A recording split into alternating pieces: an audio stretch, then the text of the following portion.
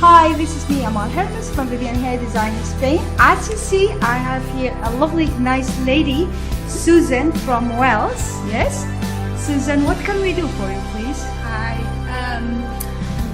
want my hair cut. I'm very fed up with it. It's gone out of a style and I'd like a short bob. And I hope you can do something wonderful for me. Yes, thank you very much, Susan. We're gonna show you her hair. As you see, it's very long. They cut it for a little bit layered, and she's a little bit tired of this style. She can manage it because and she don't like the layer also here. So what we're gonna do, we're gonna cut it through here with her face, and we're gonna make a lovely, nice movement here, and a lovely, nice fringe from short to long, because this is also very long. We're gonna change her totally because this is little bit too hard and too difficult to manage for her, and we are happy to have her here, Susan from Wales. So Susan, we will see you later. Yeah, bye bye.